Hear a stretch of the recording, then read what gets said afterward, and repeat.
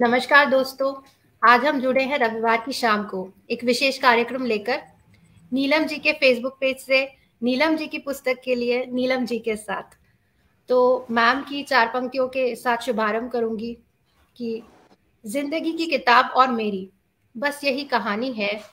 जैसे जैसे पन्ने पलटते हैं वो होती और रुमानी है। तो जितना विशेष ये दिन उतने विशेष मेरे सारे अतिथि। ऋतु भटनागर जी जो इस काव्य संग्रह की संपादिका हैं, रूबी अहलूवालिया जी, डॉक्टर सुनील देवदर, नीलम सक्सेना मैम स्वयं और टिकम शेखावत जी हमसे जुड़ेंगे। और इन सब का परिचय देना अर्थात ऊर्जा को किसी एक बिंदु पर केंद्रित करने जैसा है, क्योंकि इनकी फलक तक इतनी सारी अचीवमेंट्स और इतने सारी उपलब्धियां हैं कि वो जो दर्ज नहीं की जा सकती कुछ शब्दों में। सो आप सबसे एक निवेदन कि हमें उस काव्य संग्रह का बेसब्री से इंतजार है, तो अगर आपके पास आपकी प्रति है तो हमें प्लीज दिखाएं कि वो कैसी दिखती है। उस दुल्हन का मुख हम देखना चाहते हैं। क्या बात है। दर्शक भी धीरे धीरे जुड़ रहे हैं और बहुत ही खूबसूरत कवर पेज जिसके बारे में भी हम एक कहानी सुनेंगे। तो Neelam ji, Ritu ji, Tikam sir, Sunil sir, Ruby ma'am, सबका हार्दिक स्वागत। एक जो पुस्तक होती है, अगर मैं अपने शब्दों में कहना चाहूँ तो एक बीज रूप से साकार होना होता है, हर लेखक का स्वप्न होता है। और यहाँ पर तो नीलम जी ने पुस्तकों का पूरा उपवन रच डाला है। हम में से कई ने, शायद मेरे जैसे लोगों ने 70 किताबें पढ़ने का लक्ष्य रखा होगा, इन्होंने यह 70वीं किताब लिख दी है। तो हार्दिक स्वागत आपका मैम। और तालियों के साथ स्वागत कीजिए जो दर्शक देख रहे हैं। मैं समझ पा रही हूँ भावनाएं। लाइक्स कमेंट्स जारी रखिएगा। इस काव्य संग्रह का नाम, जैसे कि आप देख पा रहे हैं विजुअल्स में, गुजरते थे काफिले। बहुत ही खूबसूरत नाम। एक नए जुड़े जो दर्शक हैं उनको जानकारी के लिए बता दूं कि नीलम सक्सेना मैम एक इंजीनियर हैं। कविता और कहानियां लिखना इनका शौक है। 2000 से अधिक रचनाएं विभिन्न राष्ट्रीय एवं अंतर्राष्ट्रीय पत्रिकाओं में प्रकाशित हो चुकी हैं। इनके 7 उपन्यास, 8 कहानी संग्रह, 37 काव्य संग्रह, 14 बच्चों के लिए पुस्तकें और विभिन्न पुरस्कारों से इन्हें सुशोभित किया गया है, जिसमें अमेरिकन एम्बेसी द्वारा आयोजित काव्य प्रतियोगिता में स्वयं गुलजार जी के द्वारा इनको पुरस्कार प्राप्त हुआ।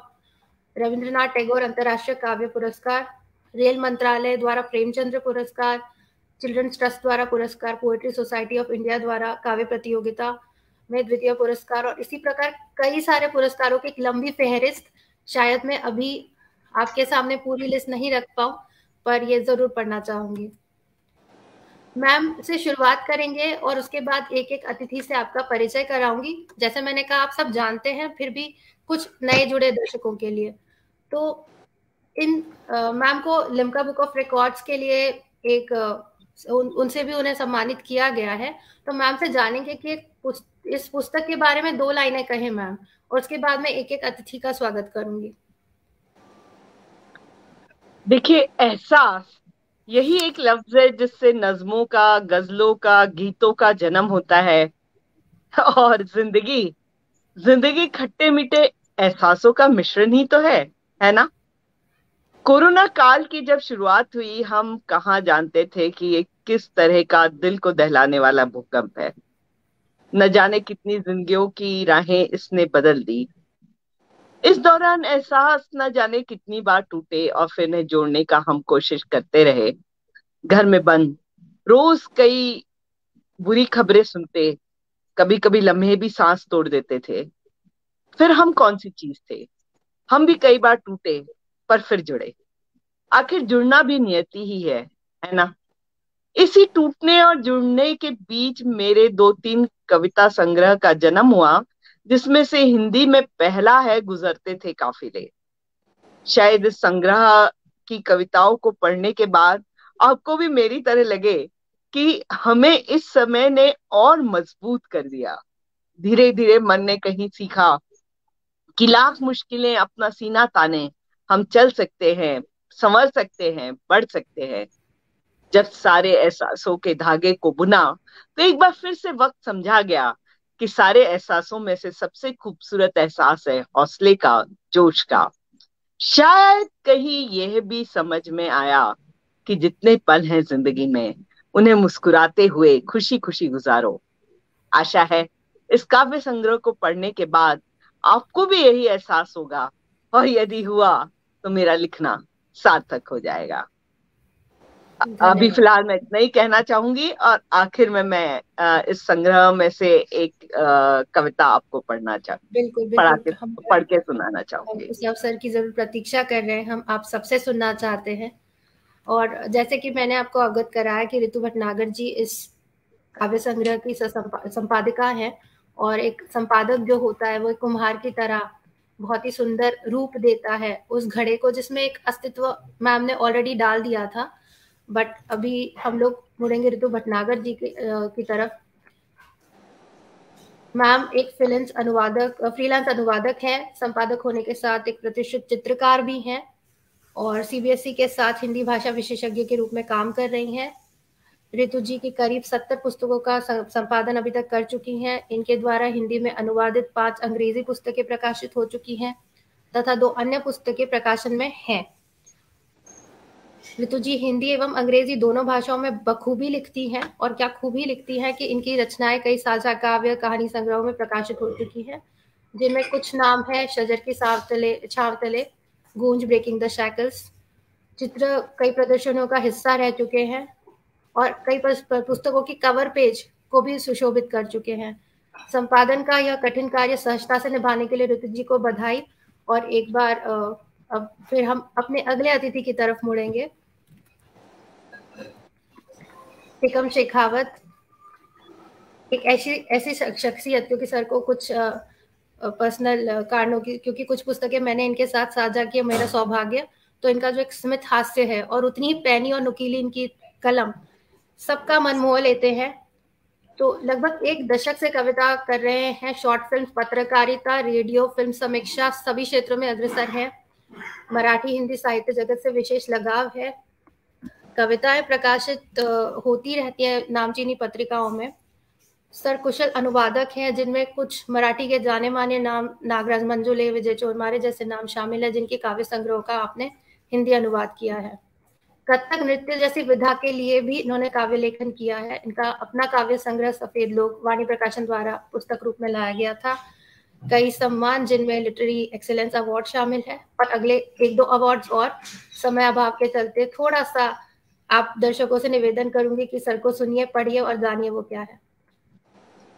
तो इन 2 मेहमानों के परिचय के बाद थोड़ा सा दर्शकों का और वेट कर रही हूँ। जुड़ते रहेंगे क्योंकि रविवार की शाम है। बिल्कुल सबने मन बना लिया है। लगातार इस फेसबुक पेज पर बने रहने के लिए दर्शकों का धन्यवाद। और क्योंकि शाम इतनी अच्छी है, तो मैम की ही 2 और कुछ पंक्तियां आपकी नजर रखना चाहूंगी कि रंगत गुलाबी, ख्यालों में सुकून, हौले हौले मिल रहा है रूह को नया जुनून। अब मुझे भी ऐसे ही जुनून मिल रहा है, कुछ स्वास्थ्य कारणों से ठीक नहीं थी, पर अब शायद जुनून चढ़ता जाएगा। और इसी प्रकार अपने अगले अतिथि को आमंत्रित करूंगी, रूबी अहलूवालिया जी। दोस्तों, हम में से कई लोग होते हैं जो अपने भविष्य की चिंता करते हैं, लगातार प्रयासरत रहते हैं, कठिन परिश्रम करते हैं। हमें सिखाया जाता है कि हार्डवर्क करो और खुद का भविष्य बनाओ, कुशल भविष्य बनाओ। पर कुछ लोग इतने भी साहसी होते हैं, एक ऐसा ठोस कदम उठाते हैं जो दूसरों के लिए जीते हैं। तो हमारी अगली मेहमान रूबी अहलूवालिया जी, इनकी चमक भी ऐसी रूबी की तरह सबको प्रेरणा देती रहती है। ये एक IRS 1987 बैच की सिविल सर्विसेज की अधिकारी रही हैं। सामाजिक क्षेत्र में एक सकारात्मक बदलाव लाने के लिए और अपना सारा समय मनुष्य जाति को देने के लिए इन्होंने हाल ही में इस पद से इस्तीफा दे दिया। बहुत बड़ी बात, जो हम शायद सब एक प्रेरणा स्रोत के रूप में देख सकते हैं इनको। संजीवनी लाइफ बियॉन्ड कैंसर की संस्थापक हैं, उसके पीछे की ताकत है। यह एक गैर लाभकारी संगठन है जो दीर्घकालिक समाधानों के माध्यम से कैंसर रोगियों को समय पर इलाज और पुनर्वास की दिशा में काम करता है। मैम देहरादून की रहने वाली हैं, और कई सारे सम्मान, जिसमें ग्रैंड हॉटन सवेरा द्वारा चेंज मेकर्स अवार्ड, उत्तराखंड के मुख्यमंत्री द्वारा प्राइड ऑफ उत्तराखंड की उपाधि सहित कई प्रशंसा और नामचीनी पुरस्कारों से इनको सम्मानित किया गया है। तो मैम रूबी अहलूवालिया मैम, आपका एक और बार स्वागत। अब हम मुड़ेंगे अपने उस अतिथि के पास जिसकी अगर आप एक बार आवाज सुन ले तो शायद ही कोई उनको भूल पाएगा। सर को मैंने 7-8 साल पहले सौभाग्यवश सुना था और मंच भी साझा किया था। तो डॉक्टर सुनील देवधर, ससम्मान स्वागत आपका सर। लेखन, अध्यापन, अनुवाद, वॉइस ओवर, डबिंग, मंच संचालन में जाना माना एक नाम है। इन्होंने हिंदी एवं अर्थशास्त्र जैसे कठिन विषयों में एमए किया, फिर पीएचडी की। मोहन से महात्मा, आकाश में घूमते शब्द, ऐसे ही कई और काव्य संग्रह सहित पुस्तकें इनकी प्रकाशित हुई हैं, करीब 9 पुस्तकें, और 10 से अधिक पुस्तकों के अनुवादक रहे हैं। पुरस्कारों की इतनी लंबी लिस्ट है फिर से कि सिर्फ 2-3 लोगों का नाम लूंगी कि हिंदी संस्थान द्वारा सौहार्द सम्मान, आचार्य आनंद ऋषि साहित्य निधि पुरस्कार इसमें शामिल है। हिंदी अभ्यास मंडल की कई इकाइयों के सक्रिय सदस्य हैं। और मैं छोटा सा दिया इन सब सूर्यों के सामने, आपकी मॉडरेटर और पढ़ने लिखने वाली पुणे से हूँ, लिखती पढ़ती आई हूँ इन सबको। आप सबका स्वागत करूंगी और इस मंच को आगे बढ़ाते हुए एक, क्योंकि आपने कवर पेज तो दिखा दिया था, कुछ मैडम ने पुस्तक के बारे में भी कहा, पर मैं जानना चाहूंगी मैम कवर की क्या कहानी है, कुछ बताएंगी दर्शकों को? देखिए, जब मैंने ये काव्य संग्रह लिखा था, मैं कवर पेज में कुछ ऐसा चाह रही थी कि इसका मुझे टाइटल जो पसंद आया। मैं जब भी कोई काव्य संग्रह लिखती हूँ 5-6 टाइटल शॉर्टलिस्ट करती हूँ। तो मैंने जो 5-6 किए थे उसमें से मुझे ये नाम सबसे उपयुक्त लगा इस संग्रह के लिए, गुजरते थे काफिले। क्योंकि ये कोरोना टाइम्स की में लिखी हुई कविताओं का संग्रह था। तो वो उसमें कुछ मैं 2 चीजें कहना चाहती थी एक ही टाइटल से, कि हाँ, तब ऐसा लग रहा था कि काफिले गुजरते थे, अब तो हम लोग कुछ दुख की नदियां में बह रहे हैं। एक इस तरह का भी भाव था। और ये था कि नहीं, गुजरते थे काफिले और फिर गुजरेंगे। तो ये ड्युअलिटी जो थी, उस ड्युअलिटी को पोर्ट्रेट करना चाहती थी। तो मैं रूबी मैम से एक बार कभी चैटिंग हो रही थी, तो उनका ये जो पेंटिंग है ये मुझे बहुत अच्छी लगी। क्योंकि इसमें यदि आप देखें तो इसका जो रंग है, वो रंग itself denotes many things. To different people it can denote different thing. तो वो ड्युअलिटी इसमें अपने आप आ जाती है। फिर ये लड़की का जो इसमें ये था, फिगर था जो पीछे की तरफ है, तो वो जा रही है और उसके पीछे पंछी भी जा रहे हैं। परंतु वो जा रही है किसी टनल की ओर। टनल के उस ओर क्या होगा उसको नहीं पता है, परंतु उस टनल के उस ओर उजारा भी हो सकता है, अंधेरा भी हो सकता है, दोनों चीजें हो सकती हैं। तो अगेन वो ड्युअलिटी भी इसमें फिर से थी। तो इसलिए मुझे ये कवर पेज बहुत पसंद आया और मैं रूबी मैम को बहुत बहुत धन्यवाद देना चाहती हूँ कि उन्होंने मुझे अपनी इस पेंटिंग को इस काव्य संग्रह के लिए यूज करने का मौका दिया। बहुत बहुत शुक्रिया।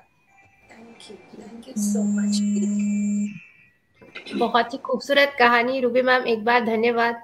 मैं बिल्कुल एक फ्रेश स्टोरी चाहती थी कि कैसे कवर, क्योंकि कहा जाता है कि बुक शुड बी जज बाय इट्स कवर, तो या बुक शुड नॉट बी जज बाय इट्स कवर, बट मैं दर्शकों से कहूंगी कि दिस बुक शुड बी जज बाय इट्स कवर। और इसी काफिले को आगे बढ़ाते हैं। कमेंट्स दर्शक लगातार भेज रहे हैं, बहुत प्यारे प्यारे, और रुकूंगी पढ़ूंगी आप सबको। पर आज सौभाग्य से एक कोइंसिडेंस, एक इत्तेफाक है कि हरिवंश राय बच्चन जिनका जन्मदिन है 27 नवंबर, और उन्हीं की पंक्तियों से और आगे कारवां बढ़ाएंगे कि भावुकता अंगुर लता से खींच कल्पना की हाला, कवि साकी बनकर आया है भरकर कविता का प्याला, कभी ना कण भर खाली होगा, लाख पिए 2 लाख पिए, पाठक गण है पीने वाले, पुस्तक तेरी मधुशाला। तो गुजरते थे काफिले, इतना सुंदर खूबसूरत सा नाम, और इस पुस्तक को पढ़ने वाला कुछ ना कुछ जरूर ले जाएगा। यहाँ पर एक क्रम चाहती थी कि इस प्रकार से पढ़ा जाए, पर थोड़ा सा उसमें बदलाव, क्योंकि जैसे मैम ने कहा कि जीवन में बदलाव होता रहता है, हमने नहीं सोचा था कि क्या होगा इन 3 सालों पहले, शायद हम फरवरी 2020 तक कुछ नहीं जानते थे। तो निवेदन करूंगी नीलम मैम से एक रचना पढ़ने के लिए और फिर टिकम सर से। मैं जो कविता आपके सामने पेश करूंगी उसका शीर्षक ही है 2021। यूं तो कोरोना काल बहुत लंबा चला, परंतु सेकेंड फेज जो आया था वो सबसे खतरनाक था।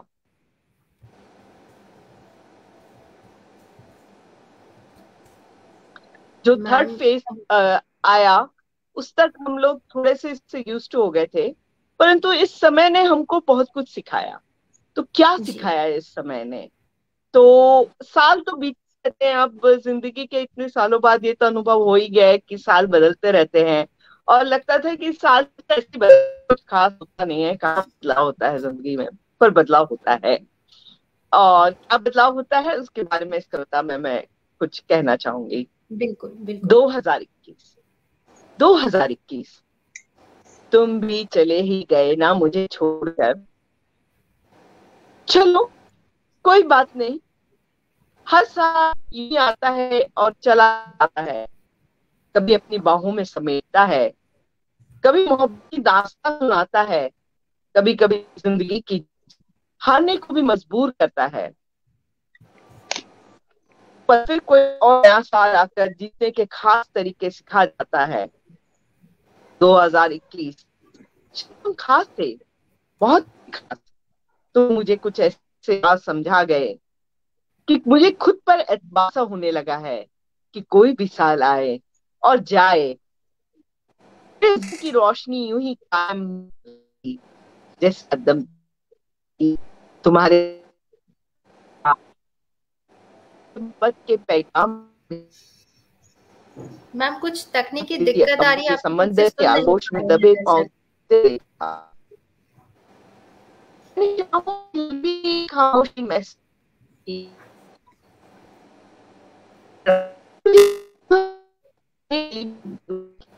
इंतहा ऋतु जी, नीलम मैम को आप सुन हाँ पा रहे जी। हैं? दिक्कत हो रही है? नहीं, हाँ नीलम, आपकी आवाज जो है वो क्रैक हो रही है। कुछ टेक्निकल प्रॉब्लम है कहीं पे आपके उस साइड से, नेटवर्क इशू है कुछ। नीलम फ्रीज भी हो गई हैं। जी, कोशिश करेंगे फिर से उनसे कविता सुनने की, क्योंकि ये हम बिल्कुल भी मिस करने के स्थिति हाँ, में ये नहीं तो हैं। मिस नहीं करने के, खूबसूरत बिल्कुल कविता भी है, मिस नहीं करना बहुत चाहेंगे। खूबसूरत कविता है। हम्म। जी, नेटवर्क इशू है नीलम कुछ मैम आज आपसे जुड़ कहीं रही पे। हैं। दर्शकों से निवेदन की बने रहें।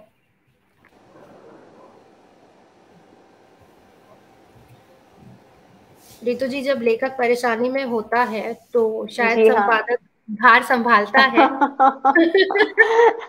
आपसे निवेदन, जब तक टिकम सर जुड़ रहे हैं, बिल्कुल बिल्कुल, जी हाँ। आप एक कविता वैसे तो पढ़ें। टीकम टिकम जी जी आ अगर गए जुड़ पा हैं। रहे हैं तो मैं उनसे अगर आप, निवेदन करूंगी।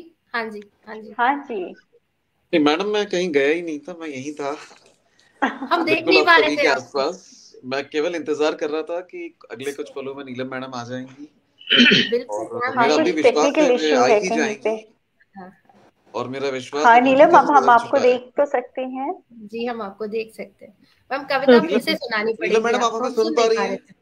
आप सुन पा रही हैं बिल्कुल हमें? बिल्कुल बिल्कुल बिल्कुल, मैं तो सुन पा मैडम रही प्लीज कंटिन्यू कीजिए आप, जूही, इफ यू डोंट माइंड। जी जी बिल्कुल। मंच उनका प्लीज। है, पेज उनका है, पुस्तक भी उनकी है। क्या बात है।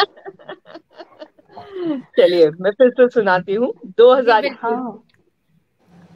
2021 तुम भी चले ही गए ना मुझे छोड़कर। चलो कोई बात नहीं, हर साल यूं ही आता है और चला जाता है। कभी अपनी बाहों में समेटता है, कभी मोहब्बत की दास्तां सुनाता है, कभी कभी जिंदगी की जंग हारने को भी मजबूर करता है। पर फिर कोई और नया साल आकर जीतने के खास तरीके सिखा जाता है। 2021 शायद तुम खास थे, बहुत ही खास। तुम तो मुझे कुछ ऐसे राज समझा गए कि मुझे खुद पर एतबार सा होने लगा है कि कोई भी साल आए और जाए, मेरे जहन की रोशनी यूं ही कायम रहेगी जैसे हरदम थी। तुम्हारे साथ मैंने आफताब को फलक पर से मुझे मोहब्बत के पैगाम भेजते देखा, और फिर उसी आफताब को बिना किसी आवाज के समंदर के आगोश में दबे पांव छुपते देखा। तुम्हारे साथ मैंने शामों की लंबी खामोशी महसूस की, पर तुमने ही मेरा हाथ पकड़ा और मुझे वहां तक ले गए जहां हर गली मेरी रूह की रोशनी से बेइंतहा चमक रही थी, और शामों की तन्हाई भी उस रोशनी में घुल गई। सच 2021, अगर तुम मेरी जिंदगी में ना आते तो मैं तो अपना वजूद, अपने एहसास, अपनी हिम्मत सबको भूल ही गई थी। कुछ ही दिनों में तुम चले जाओगे, पर तुम मेरे जहन में हमेशा कैद रहोगे, कुछ खास बनकर, कुछ खास बनकर। बहुत क्या क्या बात है। बहुत खूबसूरत। शानदार, बहुत बढ़िया। एक एहसास से भर देने वाली कविता, हम सबके मन के बहुत करीब, क्योंकि सबने ये वार झेले हैं, सबने वो दरिया पार किया है। कुछ प्रिय घटनाएं, कुछ अप्रिय घटनाएं ज्यादा हुई, बहुतायत में हुई। और अगर कहे तो 2020 में कुछ एक हम उस बदलाव से जूझ रहे थे, फिर 2021 तक हम जैसे मैम ने बताया और समझाया कि हम उस बदलाव को एक्सेप्ट कर चुके थे, आत्मसात कर चुके थे कि ठीक है, इसके साथ चलना है। अब हम इससे एक अवश्यम भावी हो गया था वो। तो अभी टिकम सर से निवेदन की मंच को आगे बढ़ाएं और दर्शकों को एक अच्छा कुछ सुनाए, क्योंकि मेरी आवाज फिर टिकम सर की आवाज ऐसे एक्सेंचुएट होना चाहिए। और हम दोनों बायलिंगुअल लेखक है, तो आप प्लीज मेरी इंग्लिश को अवॉइड कीजिए।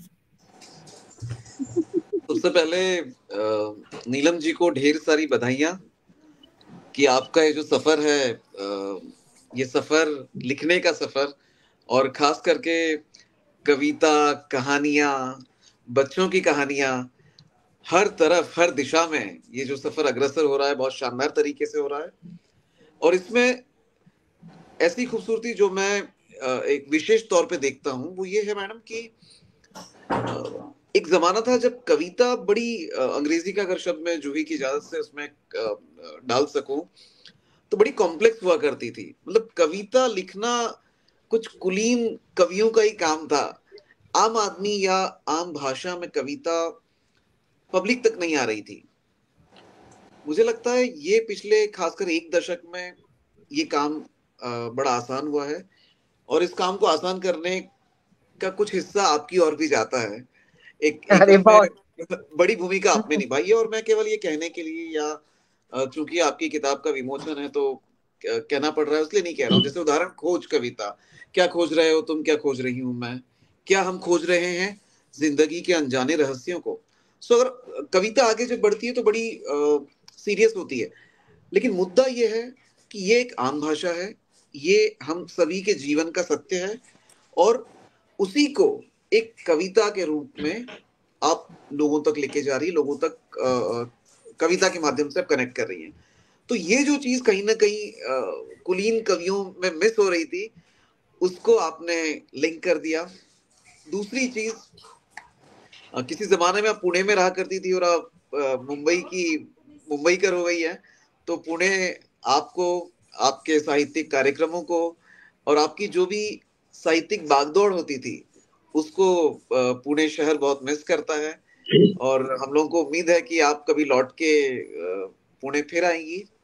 और तीसरी बड़ी बात, मैं ये कहना चाहूंगा कि आप एक अच्छी कुशल प्रशासक है, मतलब आप एक सरकारी नौकरी में हैं, आप एक अच्छी लेखिका है, घर की जिम्मेदारियां भी होती है। तो इतनी सारी चीजों को अच्छे से मैनेज करना, उसमें अच्छे से काम करना, और रात के खासकर 9-9:30 बजे चेहरे पे मुस्कान लिए कविता पढ़ना, ये कोई आम व्यक्ति या कोई आम महिला या कोई आम पुरुष ये नहीं कर सकता। इसके लिए हरफन मौला, इसके लिए बड़े जिगर का कोई व्यक्ति हो सकता है, और वो व्यक्ति है नीलम मैडम। तो आपके इस बड़े जिगर के लिए आपकी एक कविता पढ़ रहा हूं मैं, जिसका शीर्षक है जिगर ख्वाहिशों का। तो Juhi ji, Ruby madam, Renu madam, Deodhar साहब, नीलम मैडम, आप सबकी इजाजत से, सब बड़े बड़े धुरंधर हैं, आप सबके सामने मैं बहुत ही एक छोटी शख्सियत हूँ, शख्सियत भी नहीं, एक अदना सा व्यक्ति हूँ आपके सामने, और ये कविता आपके सामने लेकर आ रहा हूँ। जिगर ख्वाहिशों का, रुखसार पर मुस्कुराहट का असर होता, काश सबकी ख्वाहिशों का जिगर होता। रुखसार पर मुस्कुराहट का असर होता, काश सबकी ख्वाहिशों का जिगर होता। जाने किन रास्तों पर ठोकर खाता है मन, कैसा होता जो खुद मर्जी का सफर होता। कैसा होता जो खुद मर्जी का सफर होता। शायर लिखते हैं गजल जैसी दुनिया चाहे, दिल फिदा होता तो ख्वाबों सा बहर होता। दिल फिदा होता तो ख्वाबों सा बहर होता। खुशी होती तो सुराही से पिला देते सबको, ऐसा की कितना सुंदर वो मंजर होता। ऐसा की कितना सुंदर वो मंजर होता। मिट्टी से मिट्टी का फासला ही क्या है, काश हर ओर खुदा का बसर होता। काश हर ओर खुदा का बसर होता। बहुत बहुत अभिनंदन नीलम मैडम का, जो भी आप बहुत अच्छा एंकरिंग कर रही है, ऐसा ही करते रहिए, और आप सभी का बहुत बहुत शुक्रिया। आपसे सराहना मिलना मेरे लिए पुरस्कार से कम नहीं, क्योंकि आपसे ज्यादा अच्छी एंकरिंग, स्तरीय एंकरिंग मैंने शायद नहीं देखी है या बहुत कम देखी है। तो कभी देवधर सर का कार्यक्रम अटेंड कीजिएगा मैडम प्लीज। जी वो मैंने कह दिया कि वो आवाज मैंने दबा के रखी है हर शो में, शायद मैं उनको अंत में इसीलिए बुलाती हूँ कि। और जूही, केवल एक वाक्य और आपकी इजाजत से, कि नवंबर महीने में ही भाई साहब अमेरिका के 10 शहरों में एंकरिंग कर आए हैं। जी जी जी बिल्कुल फॉलो कर रही हूँ लगातार उनको, तो ये बात जानते हैं और सभी दर्शक भी जानते हैं। तो जैसे कि टिकम सर ने इतनी खूबसूरती से जिगर की ख्वाहिशें पढ़ा, क्योंकि हम सब ख्वाब देखते हैं, जीवन के देखना भी चाहिए, क्योंकि यही हमें आगे बढ़ने की प्रेरणा देता है। जैसे हम कहें कि कल जो भी है, आधा घंटे के बाद जो होने वाला है वो अनसर्टेनिटी है, भविष्य कुछ नहीं है, जो है वो आज है, कल भी कुछ नहीं था, जो था आज था। तो हम नहीं जानते क्या होने वाला है, ख्वाहिशें हैं, मन है जो हमें उड़ान भरने देता है, आगे बढ़ाता है। और इसी के साथ हमारी संपादिका कविता के बारे में 2 लाइनें कहना चाहूंगी। बिल्कुल मैम, मैं बिल्कुल सुनना चाहती थी, पर मैं नहीं चाहती 70 किताबें लिखने के बाद हर कविता के बारे में कहानी याद रखना मुझे कुछ के बारे में याद रहती है, क्योंकि इस दिन मैं बहुत अपसेट थी। मेरे किसी साथी अनफॉर्चुनेट इंसिडेंट हुआ था, मैं कहना भी नहीं चाहती, तो जो है, परंतु कुछ ऐसा प्रोग्राम था जिसमें मुझे मुस्कुराना पड़ रहा था। तो मैं वो जो अगेन द्वंद्व की बात जहां आ रही है, तो वही था कि मीन्स मैं मुस्कुरा तो रही थी, पर क्या मेरी ख्वाहिशों का जिगर था? नहीं था, क्योंकि मेरी ख्वाहिश तब मिट सी चुकी थी। मैं बहुत ये थी, मेरा जिगर बहुत उद्वेलित था, और मुझे समझ नहीं रहा था मुझे क्या करना चाहिए, और कैसे मैं खुशी सबको बांटूं, और मैं क्या करूं कि दुनिया खुश हो जाए। ये उसी फीलिंग को दर्शाती हुई कविता है। बहुत प्रेरणादायी। कुछ एक, जैसे मैंने बताया, कुछ स्वास्थ्य के कारणों से काफी कुछ एक साइकोलॉजिकल इम्पैक्ट मैं खुद वो झेल रही हूँ। एंड वो कहा जाता है कि डिसेबिलिटी जो होती है कुछ ना कर पाने की, वो आप तभी समझ पाते हो जब वो आप पर बीतती है, और उसी को मैं समझ पा रही हूँ। और इसी समय में जब ये कविता मैंने पढ़ी आपकी प्रति में, मेरे पास ऑनलाइन प्रति है पुस्तक की, तो बहुत सुंदर लगा। और जब टिकम सर ने पढ़ा तो वो एहसास भी हुआ, उस कविता को एक अस्तित्व, एक वजूद भी मिला। तो बहुत अच्छे से नरेट किया, बहुत खूबसूरत तरीके से पढ़ा। हमारी संपादिका जो है वो बिल्कुल हम उनका इंतजार कर रहे हैं, क्योंकि उन्होंने कैंची चलाई है, उन्होंने इसको गढ़ा है, रंगत दी है। तो ऋतु जी, आपसे सुनेंगे एक कोई कविता नीलम मैम की पुस्तक से। जूही, मीनवेल मेरा निवेदन स्वीकार कर लेना, मैं मूव ऑन हो रहा हूँ। जी बिल्कुल, हम जानते हैं जी, इसीलिए आप जी, लेकिन आपके जाने से पहले एक चीज हम ये कहना चाहेंगे कि आपने बहुत ही खूबसूरती से इस कविता को पढ़ा था। अभी जो आपने पढ़ी ना, ये जिगर ख्वाहिशों का। तो हम उसको, नीलम के तो शब्द वैसे भी बहुत खूबसूरत होते हैं, पर जितनी खूबसूरती से आपने उसको पढ़ा, उससे उसकी खूबसूरती को और चार चांद लग गए, हम सच बता रहे हैं। बिल्कुल सही, मतलब बिल्कुल उसकी, सही। मतलब उसके जो तरीका था आपका पढ़ने का, बहुत ही बढ़िया था, एक्सीलेंट। तो ओके। हमने कहा आप समर्थन चले करता हूँ जाएंगे आपकी उससे बात पहले, का। बिल्कुल आप। मेरे दर्शक एक इजाजत दोस्त नहीं देंगे, मैं दे रही हूँ। हॉस्पिटलाइज थे, वे जस्ट अभी आए, तो मुझे वहां जाना है, इसलिए मैं जी निकल रहा हूँ बिल्कुल, जी जी ऋषि। जी नहीं, बिल्कुल जी। बिल्कुल जी, नमस्कार। बहुत बहुत शुक्रिया। और जूही, आगे हम ये कहना चाहेंगे कि आप बहुत अच्छी एंकरिंग कर रही हैं, और आपसे मिलके यहाँ बहुत खुशी हो रही है। मुझे भी बहुत खुशी हो रही है। सबसे पहले तो मैं नीलम को बहुत बहुत बधाई देना चाहूंगी उनकी 70th बुक के लिए। और रूबी मैम, आपको भी बहुत बहुत बधाई, इतना खूबसूरत इसका कवर चित्र तैयार करने के लिए। बहुत सुंदर पेंटिंग है, और इतने उसमें भावों के साथ मतलब वो डिपिक्ट कर रही है, जैसा कि भी नीलम ने एक्सप्लेन किया, ड्युअलिटी के भाव को बहुत सुंदर बना है ये। और नीलम के लिए मैं ये कहना चाहूंगी कि नीलम जी, ये आपकी बेहद खूबसूरत किताब है, और इस किताब में उतनी ही खूबसूरत कविताएं और नज़में भी हैं। और जैसा कि उन्होंने बताया कि उन्होंने ये किताब अपनी कोरोना काल में लिखी थी, और इसमें उस दौर की सुनती हुई कुछ उम्मीदों के जैसे साए होते ना, उस दौर के, बहुत कठिन दौर था, और उसको हम लोगों ने कुछ, सभी ने कुछ अपनी उन खराब यादों को समेटा भी, फिर उससे आगे बढ़ने की हिम्मत भी जुटाई, उस दौर से आगे बढ़ने की हिम्मत जुटाई। और ये इस पुस्तक की कविताएं नीलम की वही हिम्मत भी देती हैं, वही उम्मीद की रोशनी भी जगाती हैं हम सबके मन में। और मैं यहाँ ये भी जिक्र करना चाहूंगी, मेरे लिए भी एक किताब बहुत खुशी तो है ही, मेरे ख्याल से मेरी ये नीलम जी के साथ में 25वीं किताब होगी जो मैंने उनकी शायद एडिट की होगी। क्या हो बात। सकता है ज्यादा भी होंगी, हो सकता है एक आध कम हो, लेकिन हाँ मतलब ऑलमोस्ट 25 बुक्स तो अब तक हम नीलम की एडिट आपकी कर ही चुके हैं। और ये मेरा सौभाग्य रहता है कि नीलम मुझे अपनी किताबें देती हैं, उनकी कविताएं मैं लगातार पढ़ती आती हूँ, और पढ़ती ही चली जाती हूँ, वो एक फ्लो में होता है, और उससे मैं एकदम खो जाती हूँ कविताएं पढ़ने में। बहुत आनंद भी आता है, और ये मेरा प्रिविलेज होता है कि सबसे पहले पढ़ने वाले हम होते हैं आपकी कविताओं को। और आज जो मैंने आपकी किताब से यहाँ पे कविता पढ़ने के लिए चुनी है, उसका शीर्षक है वो नज्म। वैसे तो हम, नीलम ने मुझसे रिक्वेस्ट किया था इसको गुनगुनाने के लिए, कोशिश करके देखती हूँ, थोड़ा गला साथ नहीं दे रहा है, यहाँ जयपुर में काफी ठंड हो गई है, और थोड़ा तबीयत नासाज थी, तो फिर भी कोशिश करती हूँ।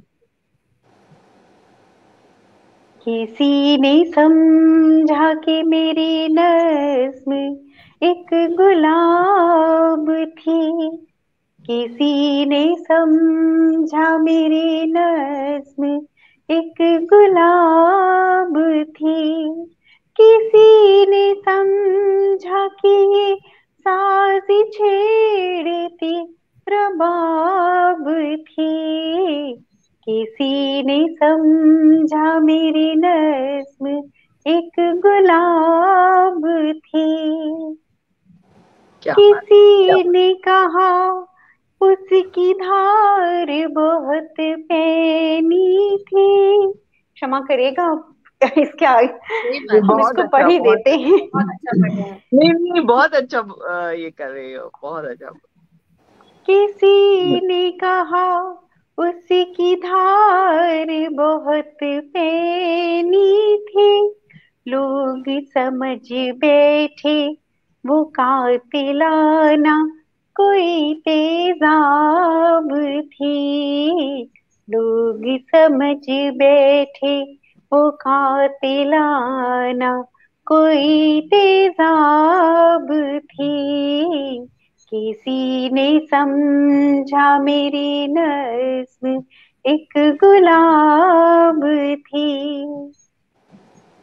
किसी ने पढ़े कर वाह वाह तो की, किसी ने पढ़ के वाह वाह तो की, पर कहा वो एहसासों को अच्छे से छुपाती नकाब थी। किसी ने पढ़ के वाह वाह तो की, पर कहा वो एहसासों को अच्छे से छुपाती नकाब थी। कोई रात भर एकटक बांधे निहारता रहा, कोई रात भर एकटक बांधे निहारता रहा, कि उसे ऐसा महसूस हुआ वो महताब थी। कोई रात भर एकटक बांधे निहारता रहा, कि उसे ऐसा महसूस हुआ कि वो महताब थी। किसी ने समझा कि मेरी नज्म एक गुलाब थी। मेरे लब चुप रहे, किसी से कभी कह न सके। इस नज्म का एक सबसे खूबसूरत हिस्सा है। मेरे लब चुप रहे, किसी से कह न सके, वो नज्म तेरे ही लिए लिखी थी। वो नज्म तेरे ही लिए लिखी थी, वो लाजवाब थी। वो नज्म तेरे ही लिए लिखी थी, वो लाजवाब थी। किसी ने समझा कि ये नज्म मेरी गुलाब थी। कोशिश तो करी मैंने इसको सुर में बांधने की, थोड़ा बहुत अच्छा, बहुत अच्छा क्षमा करिएगा, गुनगुना पूरी रही नहीं गा पाई। पर बहुत अच्छी गुनगुनाई, जितनी भी इतना अच्छा शब्द बहुत संयोजन, उतना अच्छा आपने पढ़ा, बहुत अच्छा लगा। क्योंकि जैसे आपने कहा कि जैसे मैंने भी संपादन किया कुछ किताबों का नीलम मैम की छत्र छाया में, तो वही होता है कि एडिटर बनने के लिए जब भी कुछ एक चांस या अपॉर्चुनिटी आती है तो मैं पहले हाँ कहती हूँ, क्योंकि पुस्तक पढ़ने को सबसे पहले मुझे मिलती है। तो वो एक खुशी अलग होती है।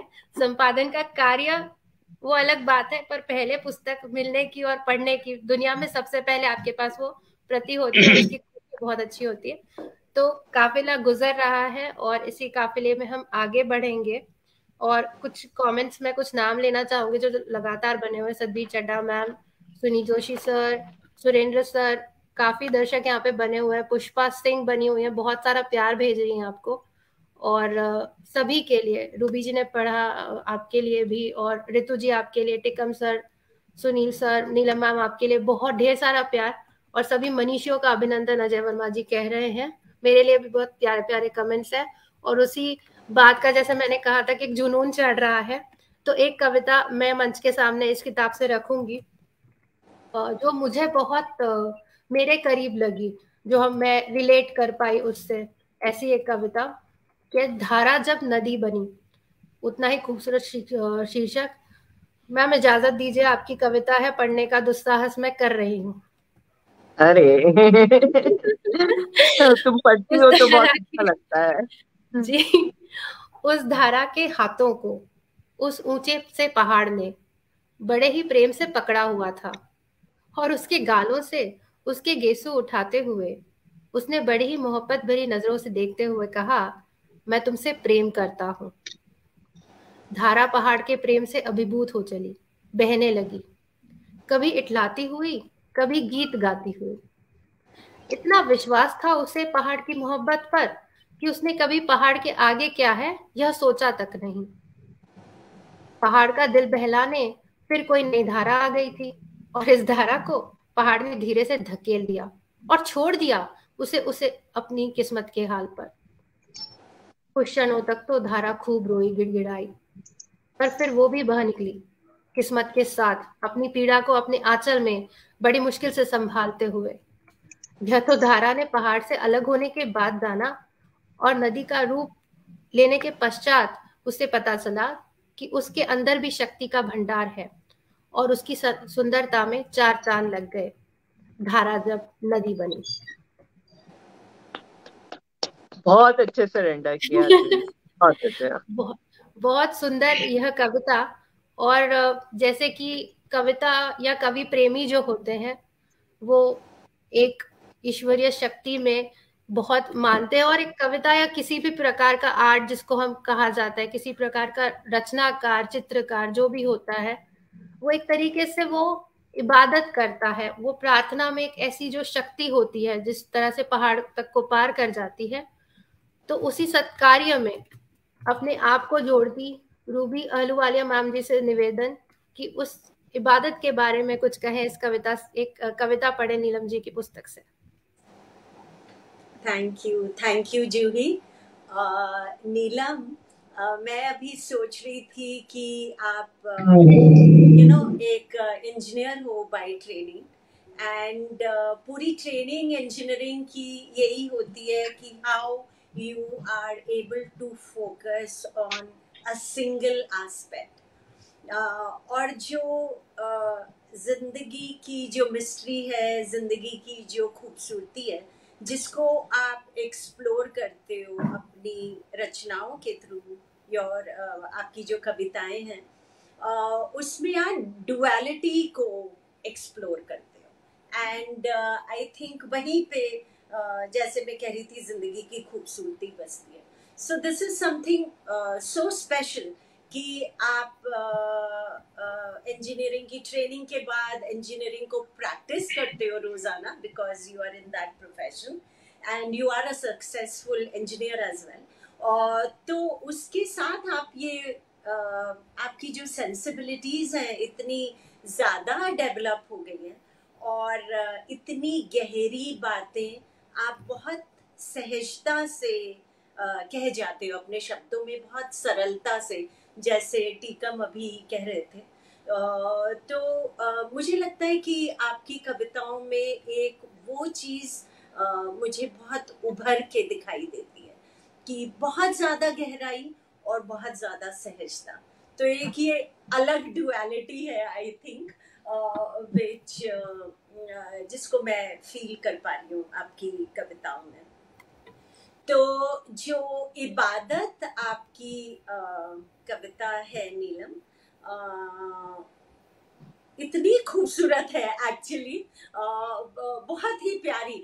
और जो जो एक रियल इबादत होती है, जो एक भगवान से वो जो प्रेयर होती है, आई थिंक उसको कहने का इससे बेहतर तरीका मैंने अभी तक नहीं देखा। और वो लास्ट वाली लाइन में बहुत ही अच्छे से, बहुत ही सफाई से आया है। तो मैं ये पढ़ती हूँ आपकी कविता इबादत। एक मुट्ठी धूल सी मेरी हैसियत, एक मुट्ठी धूल सी मेरी हैसियत, और एक मामूली तिनके सी मेरी हस्ती। ए खुदा इबादत है तुझसे कि बिछ जाने दे मुझे उस धूल ही की तरह तेरी राहों पर, बिना किसी मंजिल की तमन्ना किए। या फिर उड़ जाने दे मुझे उस तिनके की तरह हवाओं के साथ, तब तक जब तक खत्म ना हो जाए मेरी सारी आरज़ू। इट्स सो ब्यूटिफुल कि मतलब मुझे तब तक उस तिनके की तरह उड़ जाने दे हवाओं के साथ, जब तक मेरी सारी आरज़ू, मेरी ख्वाहिशें सब खत्म ना हो जाए। बहुत सुंदर। राख हो जाने दे मेरा गुरूर, मिट जाने दे मेरा अहम, और दूर हो जाने दे मेरा गुमान। मतलब मेरी ईगो भी खत्म हो जाने दे बिल्कुल।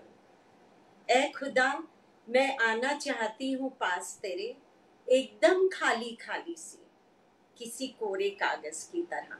ए खुदा मैं आना चाहती हूँ पास तेरे, एकदम खाली खाली सी किसी कोरे कागज की तरह। अगर ये जो आपने लास्ट लाइन लिखी है नीलम, मतलब ये इबादत, और इसको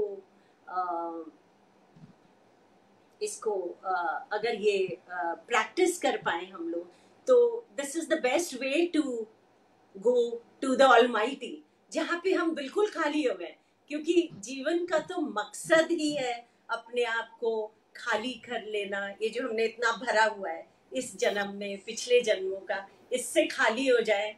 इससे अच्छा तरीका और इससे अच्छी स्टेट क्या हो सकती है खुदा के पास जाने की। तो ये जो आपने लास्ट लाइन लिखी है ना, इट्स अमेजिंग। और मेरे लिए एक्चुअली इबादत है इसका नाम, पर ये पूरी जिंदगी का एक मकसद एक्चुअली इस पूरी कविता में बिल्कुल ऐसे निखर के आया, बहुत खूबसूरती के साथ। Thank you so much for writing this, it's amazingly beautiful, बहुत ज्यादा खूबसूरत है नीला। Thank you so much, Ruby ma'am. This was also written during that period. So I was just wondering whether death is a thing which comes to all. आप हम हर किसी को, हमको खुदा के पास जाना है, खुदा से एक होना है कभी ना कभी। तो मैं सोच रही थी एक दिन बैठे हुए, यानी उस समय में वक्त बहुत रहता था, तो मैं घूम रही थी ऐसे ही पेड़ों के बीच, मेरे घर में बहुत पेड़ थे, तो ऐसे घूम रही थी और मैं सोच रही थी मैं क्या हूँ और कहाँ जाना चाहती हूँ। तो बस ये कविता अपने आप निकल पड़ी और जो है मेरे दिल से निकली, और बस मैंने उसको पन्नों पे डाल दिया। तो आपने इस कविता को कहकर इसका बहुत मान बढ़ा दिया, बहुत शुक्रिया। बिल्कुल नीलम मैम, न्याय दिया है रूबी जी ने आपकी इस इबादत को। और जैसे कि मैं सीख पाई हूँ अपनी जीवन यात्रा में जितना कि unlearning is the epitome of becoming a Buddha. So जो सिद्धार्थ होता है, जो सिद्ध होता है, जब वो बुद्ध हो जाता है, शायद उसी को मैं इबादत मानती हूँ कि सिद्ध तो आप हो जब आप पूरा घड़ा खाली कर देते हो, तब आप बुद्ध बन जाते हो। तो ऐसा मैं समझती हूँ, ये मेरे शब्द थे। इसी को इसी क्रम में बिल्कुल कारवा बना हुआ है, काफिला चल रहा है मैम, लगातार दर्शक अपना प्यार भेज रहे हैं। मैं बुलाना चाहूंगी डॉक्टर सुनील देवधर को। शायद मैंने जानबूझकर छुपा के रखा था उनको, क्योंकि मैं दर्शकों को बिल्कुल चाहती थी कि वो इनको सुने, क्योंकि सबने बहुत प्यारे प्यारे अंदाज में पढ़ा है, ऋतु जी ने, रूबी जी ने, आपने, टिकम सर ने। अब हम सुनेंगे सुनील देवधर जी से उनकी कोई प्रिय कविता इस काव्य संग्रह से। सर आपसे निवेदन, मन संभालें।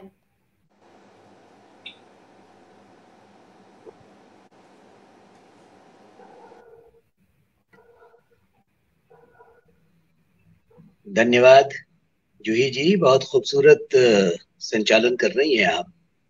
और जूही जी, आपके साथ ही ऋतु जी ने, रूबी जी ने, टीकम भाई ने जिस तरह कविताएं पढ़ी, निस्संदेह कविता का वाचन भी अपने आप में उसके भाव संप्रेषण के लिए उतना ही महत्वपूर्ण होता है जितना कि कविता का लिखा जाना। जी जी। नीलम जी, आप स्वयं एक इंजीनियर भी हैं और कविता लिखने के नाते आप में वो भावधारा भी है जो आदमी होने के लिए, इंसान होने के लिए जरूरी है। आप पर एक शेर एकदम फिट होता है कि आप साइंस की तरक्कियों से भी बहुत वाकिफ हैं और आप पुस्तक की अहमियत को भी समझती हैं। तो सबसे पहले तो मैं आपको गुजरते थे काफिले इस काव्य संग्रह, जो कि 50 कविताओं का एक संग्रह है, आपको अपनी अनंत शुभकामनाएं प्रेषित करता हूं। क्योंकि कविता का कागज पर उतरना निस्संदेह कविता के भाव को साथ लेकर चलना और अपने इतने व्यस्त कार्यक्रम में वो कहीं ना कहीं आपकी उन सारी संवेदनाओं को व्यक्त करता है जो एक मनुष्य होने के नाते व्यक्ति में होना अपेक्षित होता है। तुम साइंस की तरक्कियां गिनवाओ, तुम साइंस की तरक्कियां गिनवाओ, आदमी के दुख दर्द को गिनती है किताब। इसलिए किताब बहुत महत्वपूर्ण है। साइंस हमारी बुद्धि को थोड़ा सा बल दे सकता है, लेकिन आदमी की करुणा को, उसकी संवेदना को अगर कोई छू सकता है तो वो किताब छू सकती है। और इसीलिए कवि ये भी कहता है कि एक पुस्तक ने ही नापी है कितनी है गम की गहराई, एक पुस्तक ने ही नापी है कितनी है गम की गहराई, कितने दिन से किन आंखों में आंसू करते हैं पहुनाई।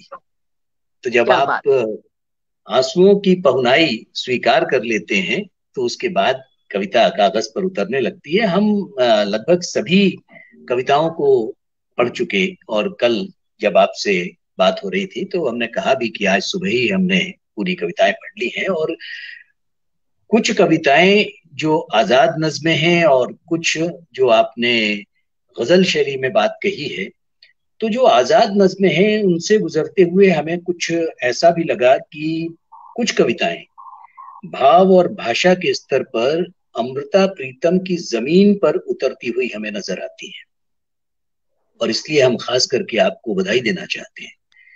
बहुत बहुत शुक्रिया, बहुत बहुत शुक्रिया।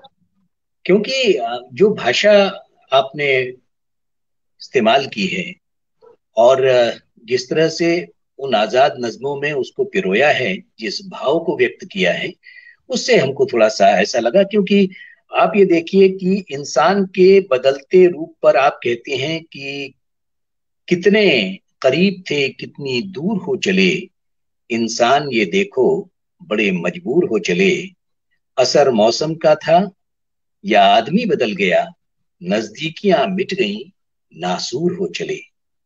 और दूसरी आपकी एक गजल का शेर है कि जिस दिन तू रूहानियत के कुछ करीब आ जाएगा, जिस दिन तू रूहानियत के कुछ करीब आ जाएगा, उसी दिन सुन न साथी तू मुकम्मल हो जाएगा। तो मुकम्मल होने के लिए तो सच में रूहानियत की ओर जाना जरूरी है, क्योंकि बाकी तो सारा कुछ छिलका है ना। वो डॉक्टर अल्लामा इकबाल ने कहा ना कि ये जो सामने दिखाई दे रहा है वो क्या है, तो उन्होंने कहा ये तो सब छिलके हैं।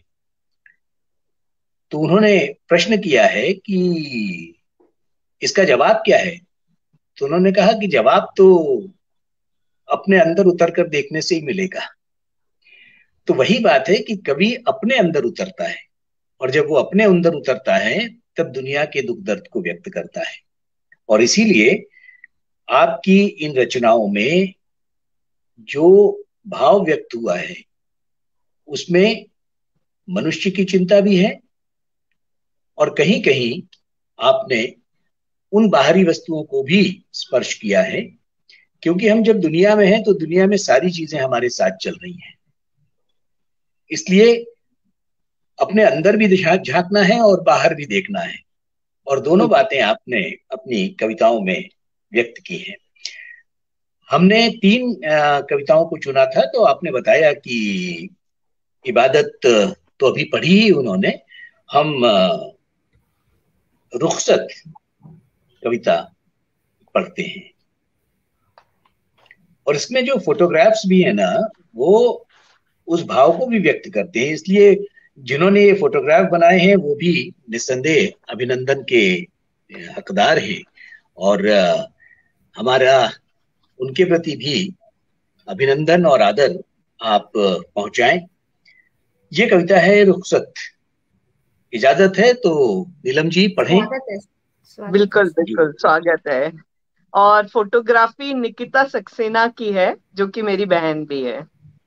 बहुत अच्छे, इसलिए आपको वो मन और भाव दोनों से जानती हैं। बिल्कुल, इसीलिए वो व्यक्त हो रहा है फोटोग्राफ्स में भी। रुखसत।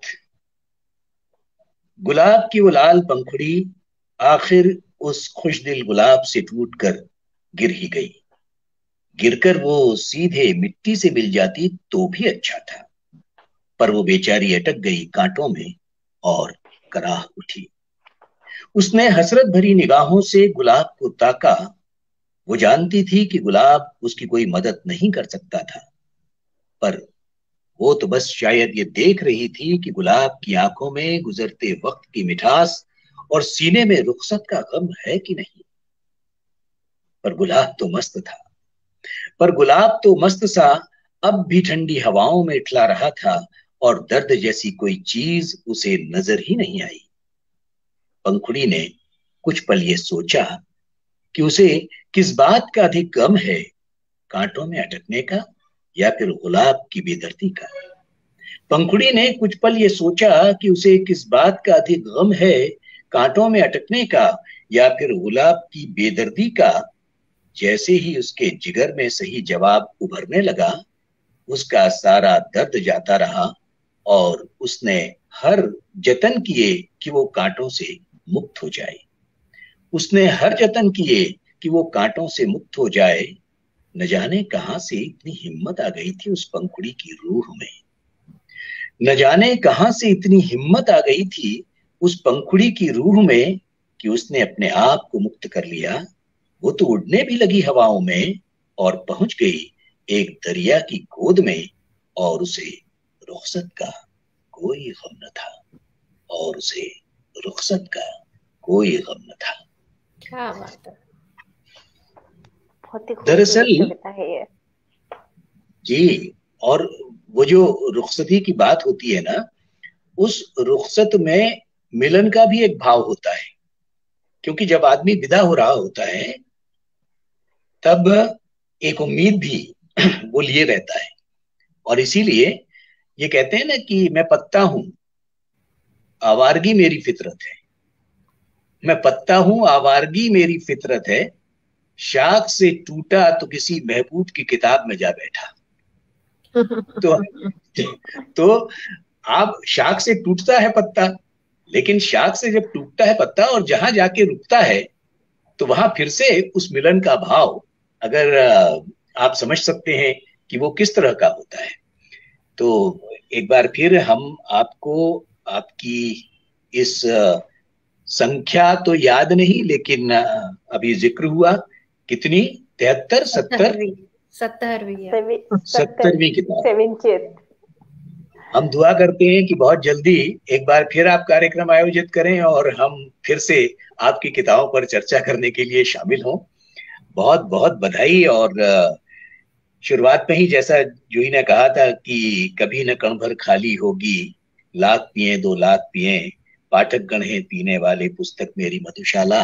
तो आपकी ये जो पुस्तक है इसको लाख पिएंगे 2 लाख पिएंगे, और आपकी कलम न तो कभी रीतेगी न कभी खाली होगी, आप लगातार लिखती रहेंगी और इसी तरह से मनुष्य को, समाज को पढ़ती रहेंगी और दूसरों को पढ़ने का अवसर आपकी इन पुस्तकों और शब्दों के माध्यम से मिलेगा। मेरी अनंत शुभकामनाएं आपके काव्य संग्रह के लिए और भविष्य के लेखन के लिए।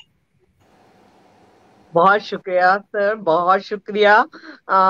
शायद आप लोगों को याद होगा कि एक क्रॉसवर्ड में ऑनलाइन ऑफलाइन लॉन्च हुआ था मेरे एक काव्य संग्रह का, जिसमें हमारी एक एंथोलॉजी भी थी। तो उसमें भी सुनील दोदर जी थे और उसमें भी जूही ही मॉडरेटर थी। तो ये मौका संपादक भी थी मैं, संपादन भी मैंने किया था। बिल्कुल बिल्कुल, वही मैं कह रही हूँ। तो जो है फिर से हम लोगों को ये सौभाग्य प्राप्त हुआ, ये बड़ी अच्छी बात है और बहुत अच्छा लगा। और इस कविता के बारे में मैं यही कहना चाहती हूँ, क्योंकि हर कविता पता नहीं क्यों मुझे एकदम ऐसे साफ नजर आ रही है कि मैंने कब लिखी थी। तो मेरा जो घर था पुणे में, वो एक बंगलो टाइप था और उसमें पीछे खूब सारे गुलाब के फूल थे और एक हल्के गुलाबी रंग के कई फूल, कई पेड़ बोले या पौधे बोले, पौधे थे। तो मैं वहां पे कुर्सी डाल के बैठी हुई थी और वाकई एक पंखुड़ी गिरी और तभी भी मेरा फोन गूंजा और कुछ अप्रिय घटना हुई थी। तो जो है मैं पता नहीं इसको, जो आखिर में मैंने जो दरिया कहा है उसको गॉड का रूप दिया है मैंने किसी तरह से। तो वो जो है वो पंखुड़ी कैसे टूटी और कहाँ गई और खुशी खुशी गई आखिर में, जब उसने अपने आप को जाना, अपने आप को समझा। यही इस कविता में मैंने कहने की कोशिश की थी। इसीलिए तो कहते हैं ना नीलम जी कि हमारे आप सबके पास में आंख तो होती है लेकिन नजर नहीं होती है। किसी और के सामने भी पंखुड़ी टूटकर गिर सकती थी, लेकिन आपको पंखुड़ी का गिरना आंख के सामने देखना तो था, लेकिन वो दृष्टि, वो नजर भी थी जिससे वो कविता जन्मी। और इसीलिए वो जिगर मुरादाबादी का एक प्रसंग याद आ गया। जिगर मुरादाबादी ऐनक बेचते थे, चश्मे की दुकान थी उनकी। तो किसी ने उनसे पूछा कि शायरी तो बहुत अच्छी बात है लेकिन आप करते क्या हैं? तो उनका जवाब था, नई नजर देता हूं। देखिए एक लाइन में क्या कमाल किया है। तो एक ही शब्द में 2 अर्थ व्यक्त कर दिए, नई नजर देता हूं। तो पंखुड़ी तो किसी के सामने गिर सकती है, घटना तो किसी के सामने भी हो सकती है, लेकिन ये वही कवि है जो उस घटनाक्रम को, उस लम्हे को शब्दों में कैद करता है। जी जो आपने किया। बहुत शुक्रिया जी। तो नीलम जी को दर्शकों की ओर से, मेरी ओर से बहुत बहुत बधाइयाँ। 70वीं किताब होना बहुत अपने आप में एक बहुत बड़ी बात है। मैं जानती हूँ, शायद मैंने जैसे बोला शुरुआत में कि दर्शक या कुछ मेरे लोग मुझसे रिलेट करेंगे कि 70 किताबें पढ़ना भी एक लक्ष्य होता है। सो वो भी अचीव करना बहुत बड़ी बात होती है अपने आप में। तो सुनील सर ने जैसे बताया कि हर बात की डुअलिटी पे बात हो रही थी, रूबी मैम ने भी जिक्र किया, टिकम सर ने भी कहा, नीलम मैम ने खुद व्यक्त किया, तो यहाँ पर भी एक डुअलिटी है कि सर ने रुखसत पढ़ा और अब रुखसत लेने का वक्त आ गया है। और जैसे कि क्योंकि अमृता जी का जिक्र हुआ है, तो एक हम सभी उनके पाठक है, मैं भी मैं कहती हूँ कि मैं अमृता की जूही हूँ। तो जैसे वो कहती थी कि तुम्हारी अमृता, तो उसी प्रकार से मैं कहूंगी दर्शकों की कि मैं तेनू फिर मिलांगी, किससे किससे किस तरह से पता नहीं। तो उसी प्रकार नीलम मैम जी से एक बार निवेदन, आप मंच संभाले और सभी अतिथि गणों का एक बार सम्मान करें और फिर हम रुखसत लेंगे। बहुत शुक्रिया जूही। तो सबसे पहले तो मैं तुमको ही धन्यवाद देना चाहूंगी कि आखिरी मोमेंट पे, और खुद अब मैं दर्शकगण को बताना चाहती हूँ कि जूही खुद बहुत मुश्किल दौर से गुजर रही है और आज जो संचालन कर रही है उसका फ्रैक्चर्ड लेग है, फिर भी वो संचालन कर रही है, इतनी बखूबी संचालन कर रही है।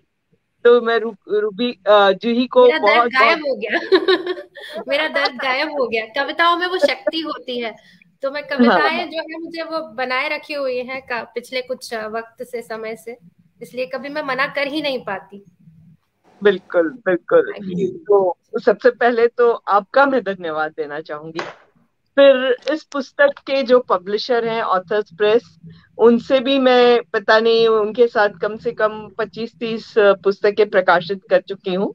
तो सुदर्शन जी, जिनको मैं एक भाई के समान मानती हूँ, उनका भी बहुत बहुत धन्यवाद देती हूँ।